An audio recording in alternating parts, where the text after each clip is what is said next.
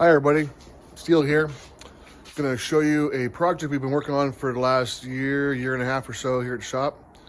It's a 1963 Ford Unibody pickup, F100 type, and a 2006 Lincoln Aviator body swap.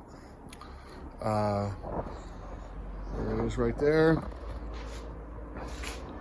We're probably 80%. We have the body on the chassis. We're pretty far along already. As you can see, we've melded the steps with the floor pan already of the Aviator. You can see there's a gap between the dash and the and the door jamb there. We're going to end up filling that with some foam and covering it with the leather to match the interior. So we already have the dash and stuff that's already was in the Aviator. We've done the body work pretty close already. The nice thing about the Aviator swap is that it gives you an extra bit of room under the tub here between the tire and the wheel. Normally when we do a lot of these swaps, the tire ends up sitting right at the edge of the inner fender, and you can't put a big tire on it. So it looks kind of funky, especially for an old vehicle. So a lot of the work is in making the wipers from the Lincoln work with the Ford. It has been a battle, but I think I got it licked. We got to fill this area up here. Got to raise these up, change the angle of the dangle so the wipers will hit the window right. And then I'm going to fill in this cavity with a cover over top of it that's removable so we can still service these. We've incorporated the hood release into the factory hood. I'm going to release it here because I can with the grill out of it. And you can see all the tan area is Lincoln. All the black areas are Ford. So you can see this is a section of the original radiator support that we took off to graft into this so it'll hold the headlights and grill in place. These are all filler panels that we're making to go in between the factory fender and the substructure of the Aviator. You can see the huge cover to cover the engine up. Even though the engine is not bad looking, I probably should pull it out before I video this set. But anyway, you can kind of see the idea of the engine in there. It's basically a Cobra 32 valve overhead cam, 4.6, I think 320 horsepower, something like that. Good gas mileage, plenty of horsepower for what we want to do here. We raised the wheel tubs to give the tires a little more space so we can drop it some. The cool thing was the hinges. A lot of these body swaps, I had to make the hood flip forward because there's no room for hinges, but these hinges were exact fit between the factory substructure of the Lincoln, so they fit there pretty good. We got it all lined up pretty well. Close this down. I don't have the grill on it right now, or the little bar goes across the top here. You know, there's a bar that goes across here. But anyway, it's coming along. Thinners are just sitting on it right now so I can show you guys what it looked like. This is a piece from the original Aviator door, so you can put the original, we can put the Aviator mirrors on it. It'll have a little filler panel here where the wing window used to be at. The window's gonna be a little larger, of course, to take up the space. I grafted in the stock door handles. They're pretty fugly, but we're gonna roll them anyways. Hopefully when they all painted to match, they won't look so bad. Open the door here.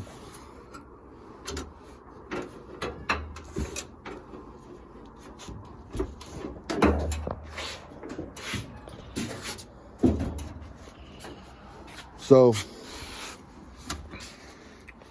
the driver's side, we've filled in the area and put in the stock Lincoln latches.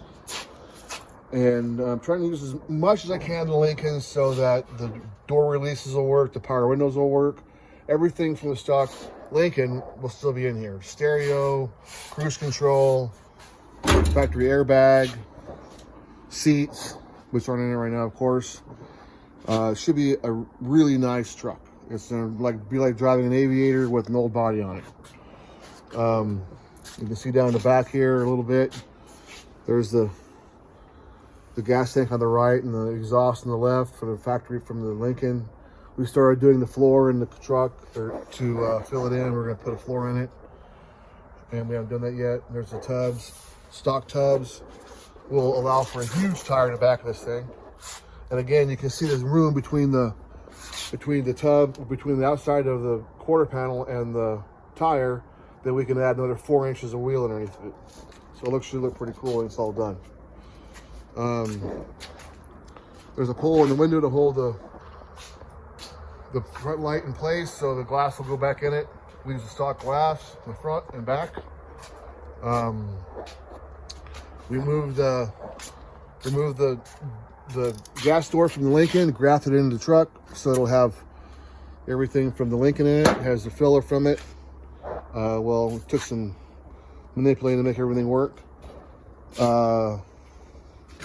That's it. As time goes on, we're gonna have some updates of things that we're doing in this truck. I'm gonna try to keep this on a video so that everyone can see how it's done. If you have any questions, please send me any questions you have or comments. I'm sure there's going to be some haters out there, but at the end of the day, I didn't have to change out the rear end. I didn't have to change out the front suspension. I didn't have to change out the engine. I have a Lincoln that Ford put hundreds of hours into engineering with an old body on it. So everything works front to back, cruise control, analog brakes. It has all the bells and whistles. So it makes a lot more sense doing body swaps than swapping in a front end from one car, a rear end from another car, an engine from another car. Everything may run and drive down the road, but there's nothing that ever going to be as nice as the engineering that they already did for us. So that's why I try to do body swaps on most of the cars I build. So this is what we call the Flincoln, okay? I will show you coming up the 68 Coronet that I put on a 2011 SRT8 Challenger chassis. Upcoming, we have a 59 Impala going on a 2010 Caprice cop car platform. We're not going to use the dash, but we're going to use the front and rear suspension, the floor pan, and the air conditioning system from that. This car also, by the way, will have the air conditioning and the stereo, the CD player, everything that the Lincoln came with will work in this when it's done. It still does. So I can get in this car right now and drive it. The door isn't on, okay, so it's over there. We're doing some work to it, as you can see.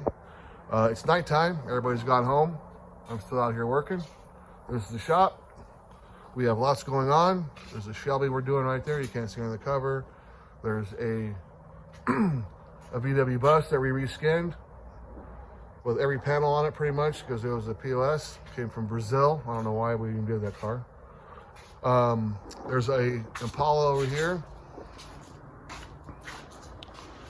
63 Impala. We put a floor pan in, trimmed out a factory floor pan, put it in here. We are waiting on the rest of the parts to do the trunk area.